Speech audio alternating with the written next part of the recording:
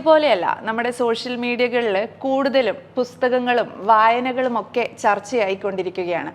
അങ്ങനെ നമ്മുടെ ഇൻസ്റ്റഗ്രാം റീലും ഫേസ്ബുക്കിലും ഒക്കെ ഇപ്പോൾ തരംഗമായി മാറിക്കൊണ്ടിരിക്കുന്ന ഒരു ബുക്കുണ്ട്.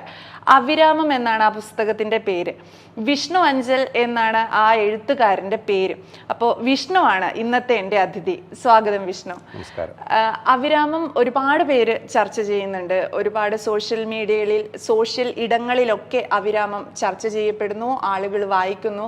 അതിലെ ഓരോ വാക്കുകളും ഞാൻ തന്നെ കേട്ടിട്ടുണ്ട്. വോയിസ് ഓവർ ആയിട്ട് പലരും അത് പിന്നെയും എഴുതുകയാണ്, നല്ല ഹാൻഡ് റൈറ്റുകളിൽ അതിൽ ചില വേർഡ്സ് ഒക്കെ എഴുതുന്നു. വിഷ്ണുവിൻ്റെ ഒരു അവിരാമം ജേണി എങ്ങനെയാണ്? അവിരാമം ഇപ്പോൾ ഇറങ്ങിയിട്ട് ഒരു 7-8 മാസം ആവുന്നുള്ളൂ. മാൻഗൈൻഡ് എന്ന് പറയുന്ന കോഴിക്കോട് ഒരു പ്രധാനപ്പെട്ട പ്രസാധകരാണ് ആ ബുക്ക് പുറത്തിറങ്ങിയിരിക്കുന്നത്.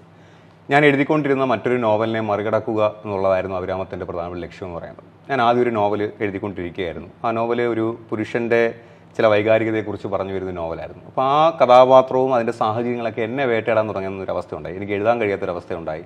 അല്ലെങ്കിൽ ഞാനെന്ന വ്യക്തി എഴുതി തുടങ്ങി ആ നോവൽ എഴുതി കംപ്ലീറ്റ് ചെയ്ത പക്ഷേ ഞാൻ തന്നെ വേറൊരു അവസ്ഥയിലേക്ക് അത് ട്രാവൽ ചെയ്യുന്നൊരു പേടി എന്നിലുണ്ടായി.